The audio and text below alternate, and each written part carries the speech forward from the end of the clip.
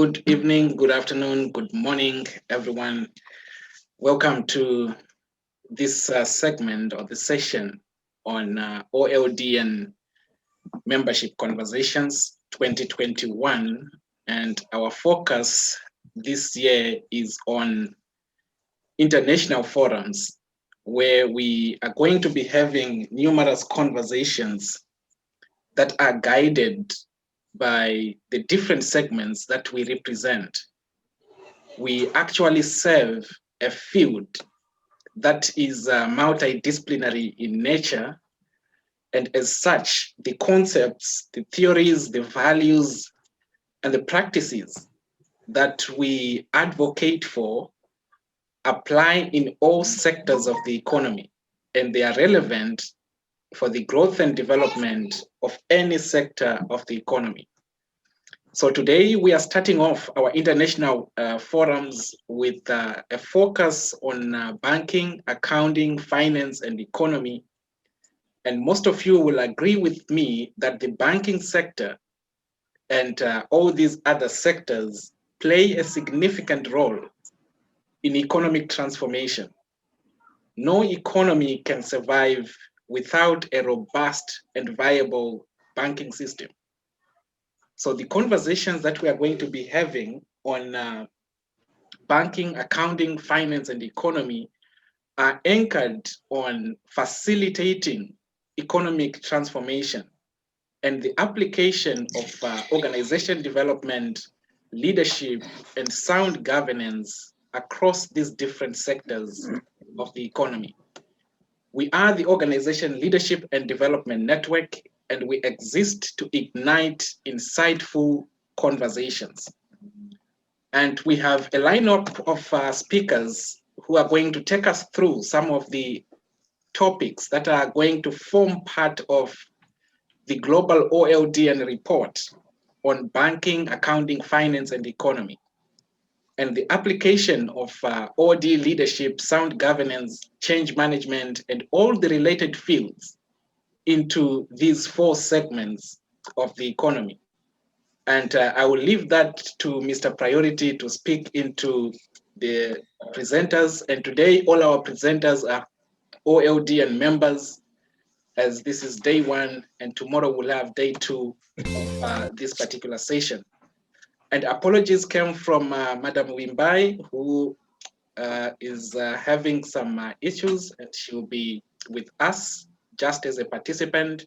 Same with Dr. Dotun, who is running around to resolve some issues, and he will be with us probably as a participant today or tomorrow. And our focus is on multidisciplinary conversations to leading sustainable strategic change. And with me to co-facilitate this program is Madam Wadzanai Mukumbuzi, who is actually in Zimbabwe, and she will say something regarding the significance of the BAFE segment of OLDN. Wadza, are you there?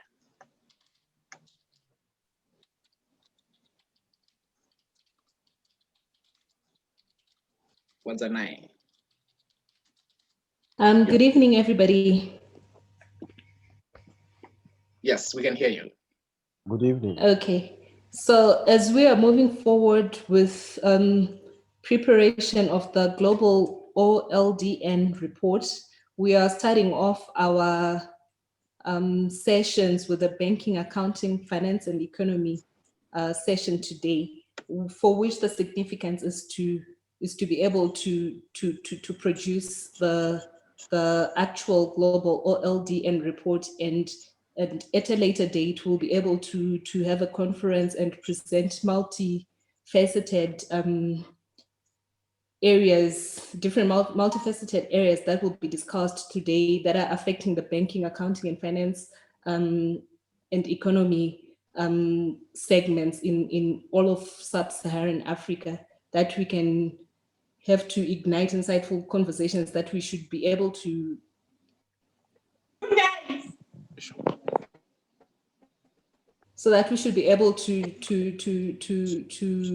bring transformational change in whatever we do in our different segments.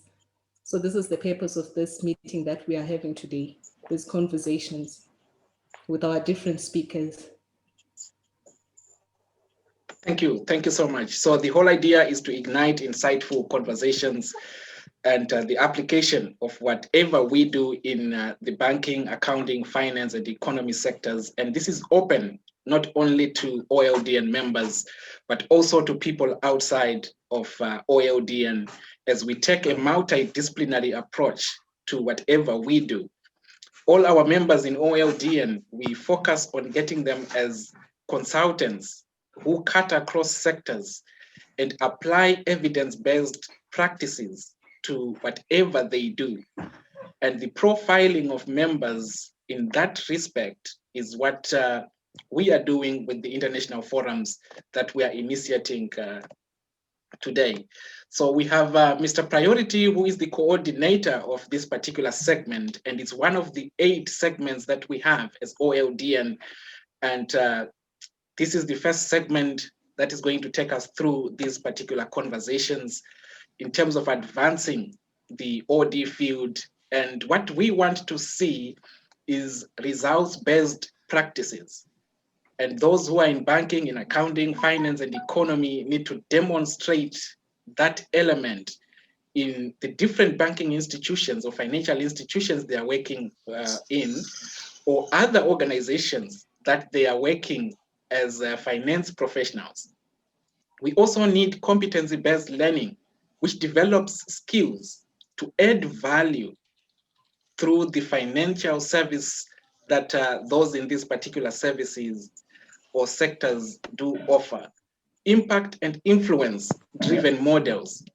Those who are in this particular segment need to make significant impact and influence in their organizations and position banking, accounting, finance, and economy as a significant pillar for economic transformation. Relational and conversational practices. These are some of the key determining elements of the banking and finance sector, and also OD-informed engagements. So we're going to see these evidence-based presentations as our preliminary conversations to this particular segment. Again, I formally welcome you to this particular conversation. We are the Center for Organization Leadership and Development, and we are facilitating these conversations as Organization Leadership and Development Network. Wanza, over to you, then you can introduce Mr. Armstrong to start first, then Mr. Priority will do last for Ms. Gloria.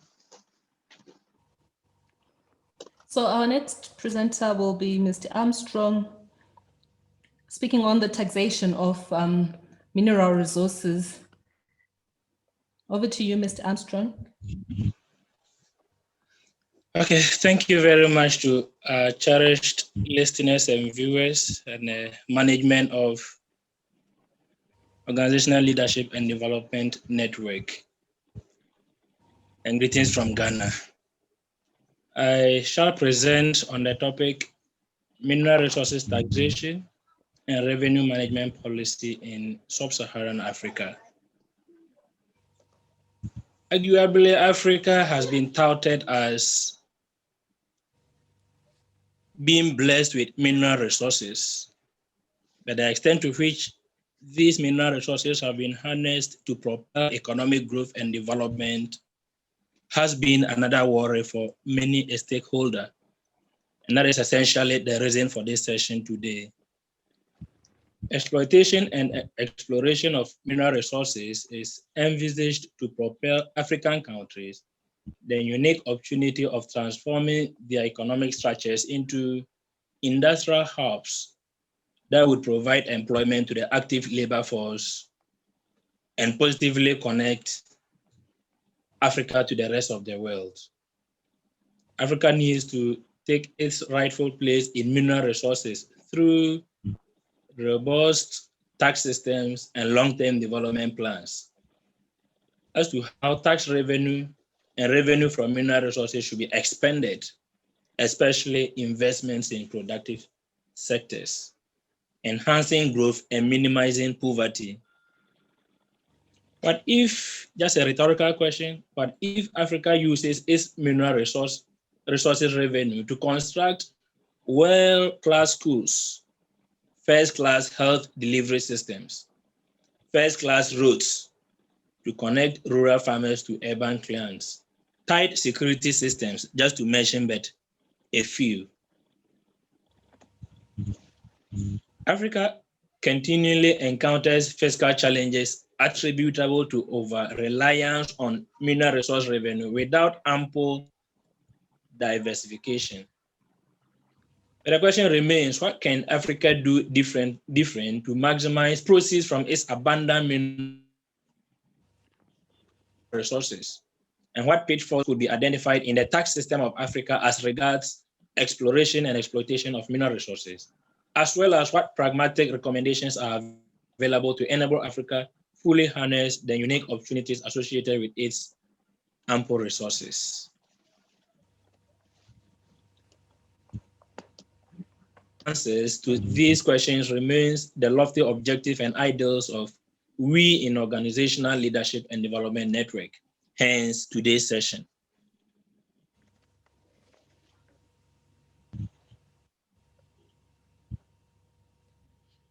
Now, I dwell on taxation of mineral and natural resources, focusing on the regulatory framework in Africa. Regulatory framework are indispensable in ensuring that wealth from mineral resources translate in sustainable economic development. Put differently, tax laws in Africa should ensure that host nations get a fair share of extraction of mineral resources. Now, cognizant of International Financial Reporting Standard 6, IFRS 6, on exploration and exploitation of natural resources, the concept is defined as the search for mineral resources, including minerals, oil, natural gas, and similar non-regenerative resources after the entity has obtained legal rights to explore in a specific area, as well as the determination of the technical feasibility and commercial viability of extracting the mineral resource. Plethora of developing nations have had domestic tax laws regarding extraction of mineral resources. For instance, here in Ghana, the Revenue Administration Act of 2016, Act 915, and the Income Tax Act of 2015, Act 896, has fundamental laws regulating the exploration of mineral resources. In same manner, the Nigerian Oil and Gas Industry Content Development Act 2010, seeking to provide a framework for promoting participation of Nigerians in the industry and laying down minimum thresholds for Nigerian content utilized by the industry. The Nigerian Extractive Industries Transparency Initiative Act 2007, providing the framework for transparency and accountability by imposing reporting and disclosure obligations on all oil and gas companies upon requirement by unity of revenue due to or paid to the federal government, a host of regulatory frameworks guiding the exploration of petroleum operations. Likewise, in 2017, the Federal Executive Council approved the Nigerian Petroleum Policy, NPP, and the National Gas Policy, NGP. However, the overarching objective of the NPP and the NGP seeks to set policy goals, strategies, and implementation plan for the introduction of an appropriate institutional, legal, regulatory, and commercial framework to resolve the barriers currently impeding the petroleum sector and attract investment into the gas sector, respectively. A third policy still focusing on Nigeria, has yet to be approved though, is the National Petroleum Fiscal Policy, which seeks to provide a fiscal framework for Nigeria's oil and gas industry. Remember, the presentation is focusing on Sub-Saharan Africa. So as regards the regulatory framework, I go on to add that of South Africa. South Africa has similar regulations with respect to the Minerals and Petroleum Resource Development Act, the Petroleum Pipelines Act, the Gas Act, just to mention but a few. Nonetheless, virtually every African country has its regulatory framework on taxation of mineral or natural resources one way or the other. Now, extant literature available closely links natural resource reliance to poor revenue performance, and the various authors on the subject matter are duly referenced. Now, this depicts that economies rich in natural resources tend to have weak tax administration capacities and extend generous tax exemptions, as well as applying their tax laws in a discretionary, capricious, and whimsical manner. Besides generous tax exemptions and weak tax systems, transparency in the management of proceeds from mineral resources in Africa also remains a challenge. If I could stay on a little on this. Now, we could see that one mistake perhaps Africa is here to position itself to fully harness its proceeds from mineral resources is the fact that we use generous tax exemptions, especially given to multinational firms, as a means of attracting these multinational firms to invest in the sector.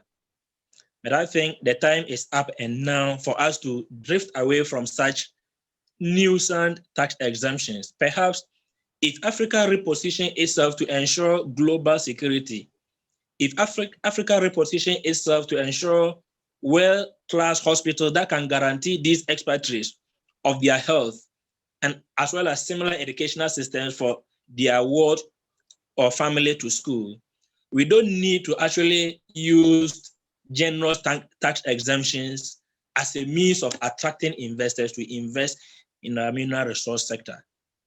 The overarching effect, which seeks to jeopardize our economies and cause us to borrow more, is the fact that at the end of the day, our agreement is not actually a win-win situation. We end up losing everything through our tax exemptions to these multinational firms. And in the end, the benefits we need to actually achieve from these mineral resources are not being made. I proceed to the next slide. Now, we in organizational leadership and development network have these pragmatic recommendations for developing countries as regards taxation of mineral resources. Now, we recommend that developing countries must cut down the generous tax exemptions given to multinational firms seeking to undertake exploration of mineral resources in Africa, as I've already thrown more light on it early on. We also recommend that a strict enforcement of the tax treaties laws, among others, to ensure that revenue leakage through tax evasion is kept. We all know, by way of pampering majority of these multinational firms, we tend to strictly enforce our tax laws when it has to do with a local or domestic firm. But when a multinational firm is seen abusing our tax laws, we still tend to pamper them just because we need investors in the sector. And in the end, majority of these multinational firms actually engage in a lot of tax evasion, carrying revenue from our mineral resources back to, their countries, and we remain poor and left with no option but to go back to them and borrow. Now, we also recommend, we at Organizational Leadership and Development Network also recommend that developing countries must scrutinize tax treaties entered into with their developed counterparts concerning exploration and exploitation of mineral resources to ensure a win-win situation. And this is just the emphasis here, that whatever treaty that is entered into as regards exploration and extraction of mineral resources with a multinational firm or whoever is involved, the treaty should be scrutinized to ensure that in the end, it's a win-win situation, unlike what majority of African countries, are currently going through, that we virtually lose our mineral revenue proceeds from our mineral resources back to majority of these multinational firms and virtually left with nothing to run the economy. Now, if I could stay with this point a little, the danger ahead of most African countries by not scrutinizing treaties to ensure a win-win situation is that as we explore and extract these mineral resources, we continue to deplete them. And so future generations might not come to meet these mineral resources. And so if these treaties are not scrutinized now, today, to ensure we get a win-win situation, we only end up putting a lot of burden on future generations who might not come to meet these mineral resources also for economic growth and development. And we can all imagine what will happen then. Now, moving to the next point, we also in Organizational Leadership and Development Network also recommend that developing countries develop a national policy on managing revenue from mineral resources to ensure that proceeds from natural resources are channeled to productive ventures to benefit present generations and those yet unborn. Once again, if I could stay on this very point a little to throw more light on it, we realize that corruption has taken center stage of even the little revenue most African countries generate from our mineral resources. And so in the end, virtually, instead of using even the little revenue we get from already our bad tax laws regarding extraction and exploration of mineral resources, we end up also diverting, this little revenue to private pockets. And in the end, the nation or most nations are left with no option but to go and borrow. And even those that could perhaps talk of minimal corruption practices, you realize that we don't have a national policy regulating how proceeds from our mineral resources should be used. And so in the end, what most government or leaders in African countries simply do remain to use these proceeds from mineral resources to accomplish manifesto promises.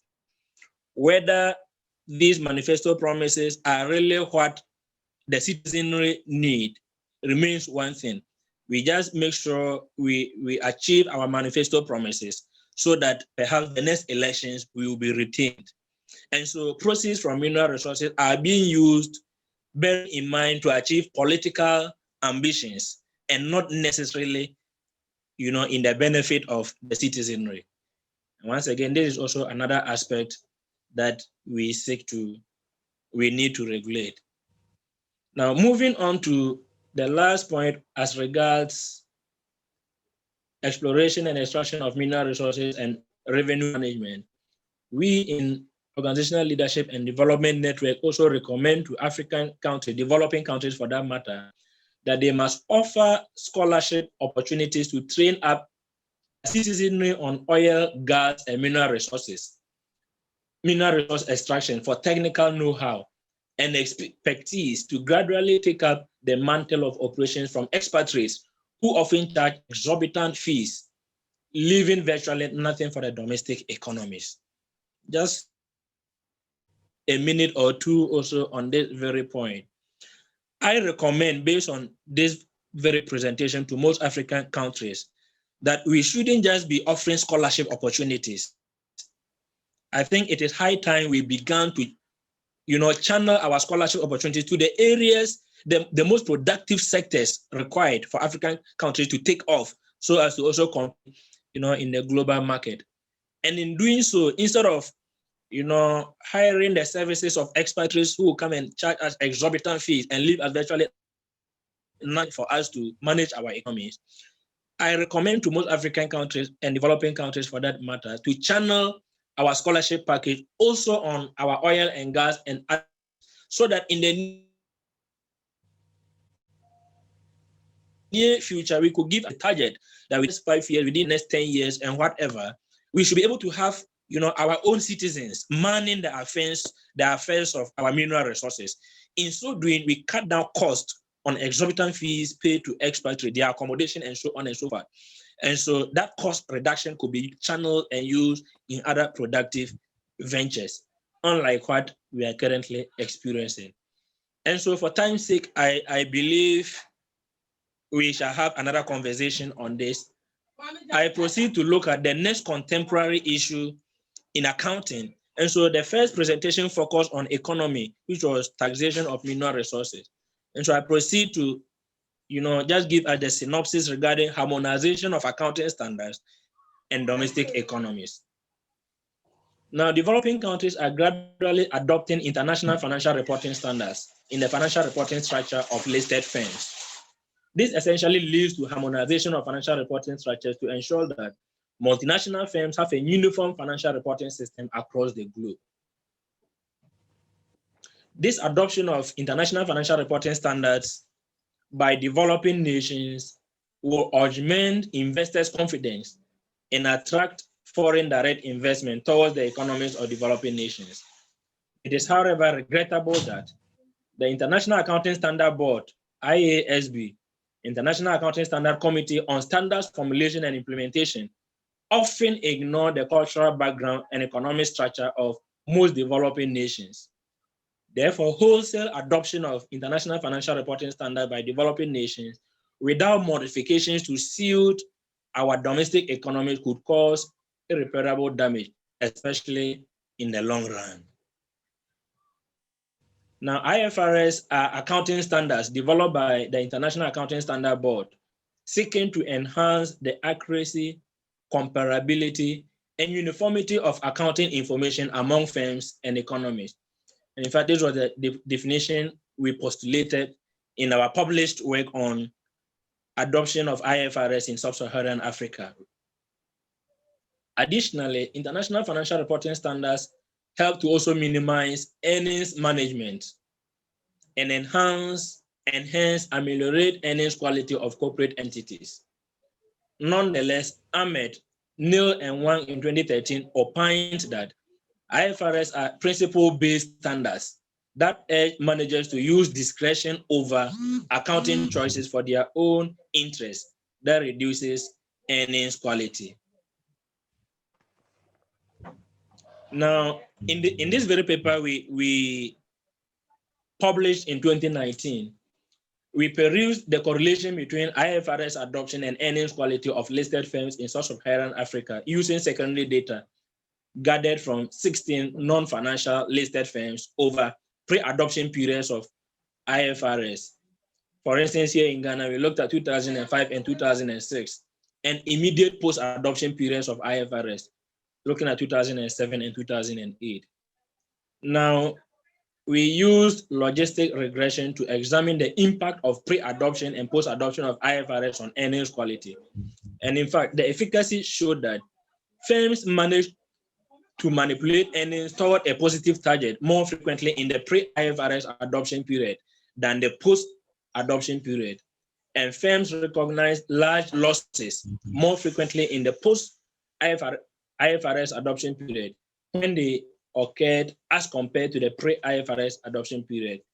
This is well represented in Appendix 1 and 2. The study reinforces that adoption of IFRS prevents manipulation of earnings, what we call creative accounting, limits possible flexibilities and accounting choices, and provide clearer rules that signal high quality accounting information and transparency. Against this backdrop, we in Organizational Leadership and Development Network recommend that African nations yet to integrate IFRS into their accounting framework are not only lagging behind in accountancy, but also losing foreign direct investment. Nonetheless, instead of wholesale adoption of IFRS, we further recommend that African countries should be mindful of their cultural heritage and the structure of their economies, which plays an indispensable role in every accountancy framework. Thank you. And today's presentation, your presenter remains Ephraim Armstrong Awinbugri with my contact details. I'm a PhD candidate with Business University of Costa Rica and whole MBA accountant, as well as Bachelor of Science in Business Administration. I'm a chartered accountant by profession and a chartered financial manager, as well as a member of the Chartered Institute of Leadership and Governance. I would want to thank management of Organizational Leadership and Development Network for this enormous opportunity, especially our director, Dr. Justin, for this exposure. I'm very thankful to also our cherished and distinguished listeners and viewers for participating in this indefatigable session today. Thank you. Thank you. Thank you so much. Waza, over to you. Thank you, Mr. Armstrong, for a very insightful presentation on mineral resource taxation and how to harmonize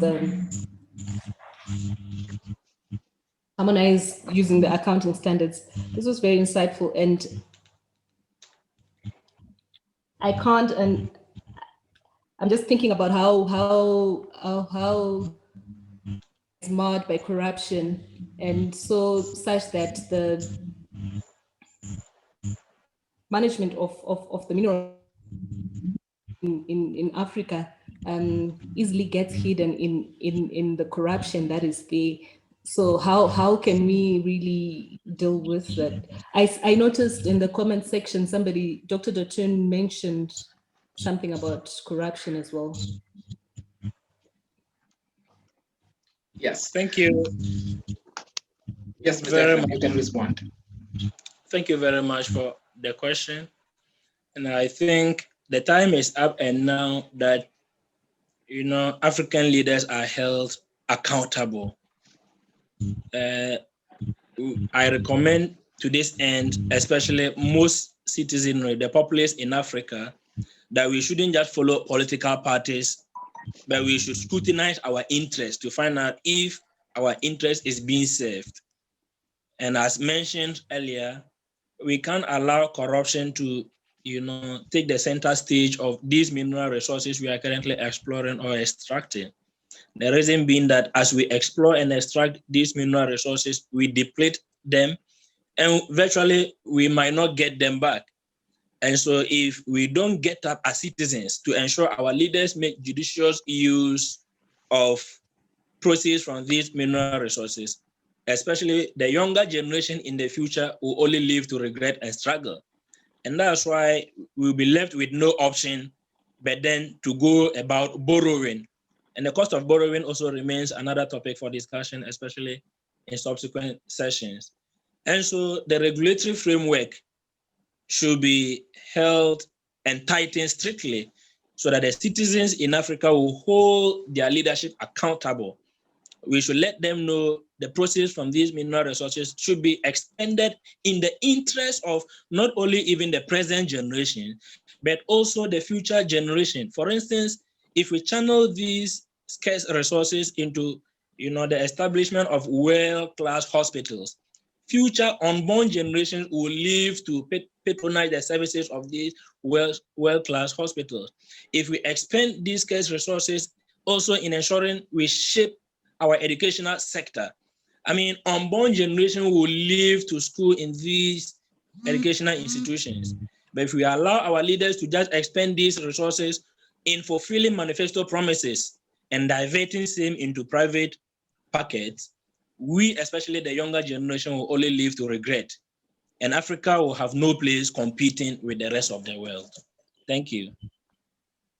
Thank you. Can I ask Brenda? I see someone, Brenda Young. Brenda Young, can you make a contribution to that effect? And then Kurai. Brenda Young.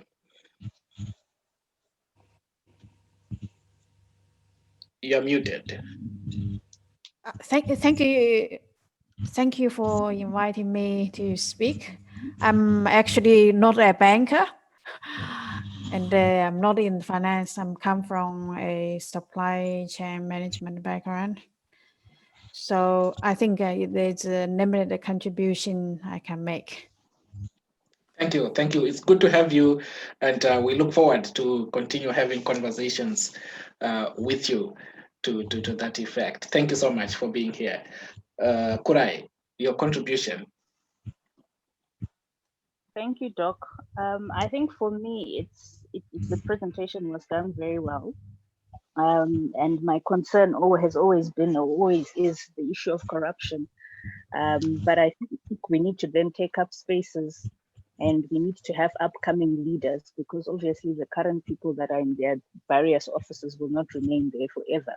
But we need to start ensuring that people live by ethics, and ensuring that whatever they are doing they're doing it for the betterment for their country. I think the previous speaker just spoke to making your decisions or choices wisely, whether it's your political party or whatever it is. But I think we need to move from it being about us, about me, and being about us. How is it benefiting? Because I think we lose a lot of money as Africa to that, and we keep seeking aid. Sometimes where there's money that's going elsewhere could actually assist us as countries better than the aid that we seek for in some instances. So that's my contribution, Doc. Thank you.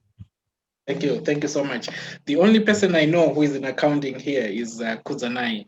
If there is anyone else who is in accounting, you can raise your hand or indicate in the chat box. Mr. Gata, can you comment on harmonization of IFRS standards?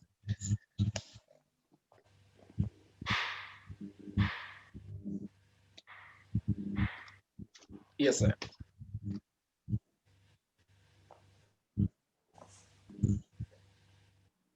Oh, okay. Yes, go ahead.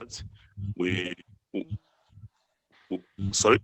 Yes, go ahead. Okay. Go ahead. Harmonization ensures that our financials are presented in such a way such that they will be internationally recognized, such that as the financial managers, we do not manipulate or window dress our financial statements in a way.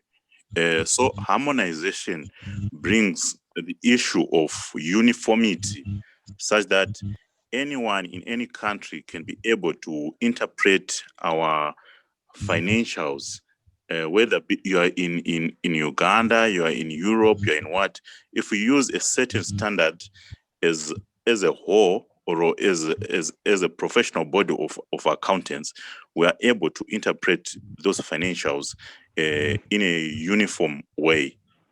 I can say that's my contribution towards the harmonization of international financial reporting standards.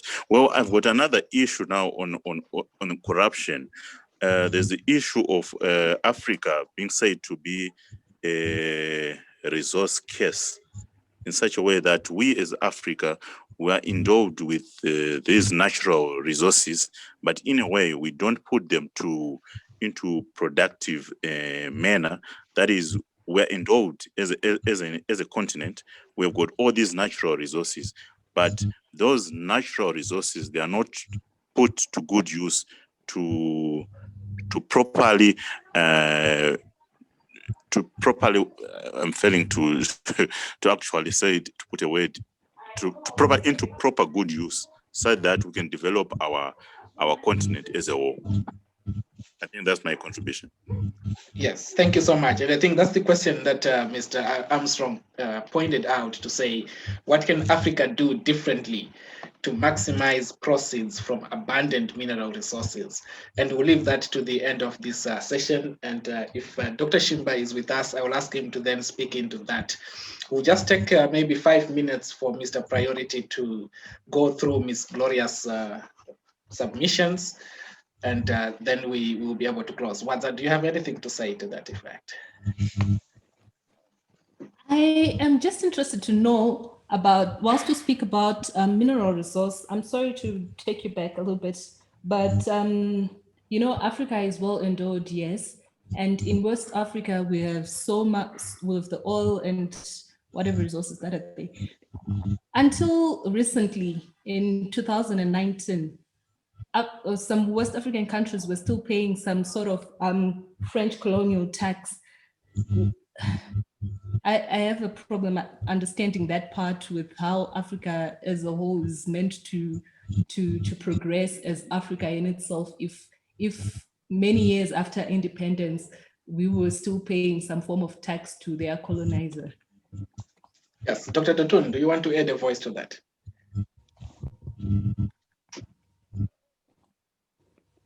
Dr. Dotun. You're muted, sir.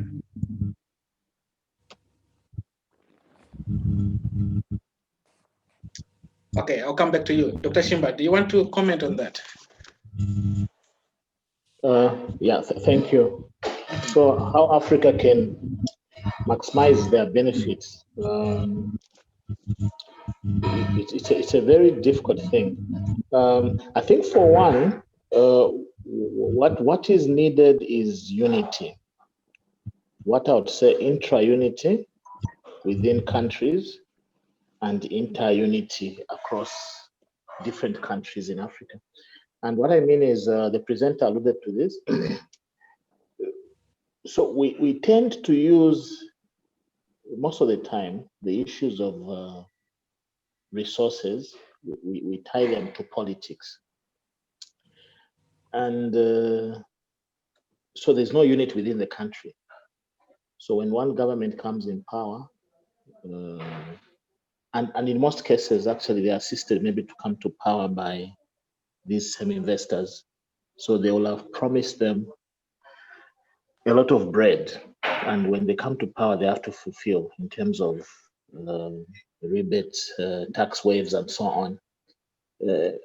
But if there was a situation where we can differ within a country when we are doing politics, but when it comes to national matters, you speak the same language. I don't know whether that can be made in form of a policy, that when it comes, for instance, to minerals, this is a position for the country. Because that way then, you won't have these foreign investors coming round the back and speaking nice to one of the political parties who give them these tax holidays. Because it's a case everywhere. And I mean, look at Africa. The story that the presenter has given is the same everywhere. Yeah, when are we going to wake up? But also, what I called inter-unity, where there's unity among African countries, in that, for instance, Zimbabwe produces gold, Zambia produces copper. You find that even if you want to get rid of these investors, they are in the end the same ones who are meant to buy your minerals, because there's no one within Africa that wants to buy them. Copper, for instance, in Zambia. I mean, the whole continent will use electricity, and that is copper. So if Nigeria, can say we'll buy your copper. I mean, if we can sell within Africa, then we won't need the international market.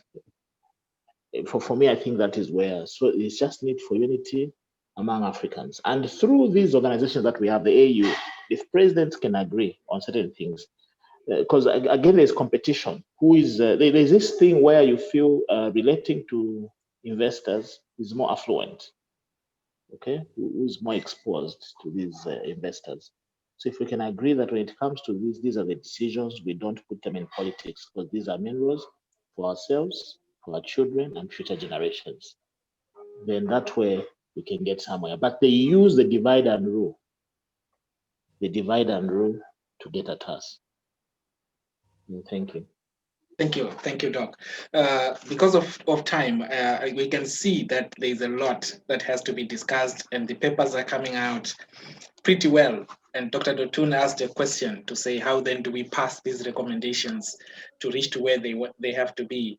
And I will leave that to Mr. Priority to then respond after reading Ms. Gloria's paper. Thank you, everyone.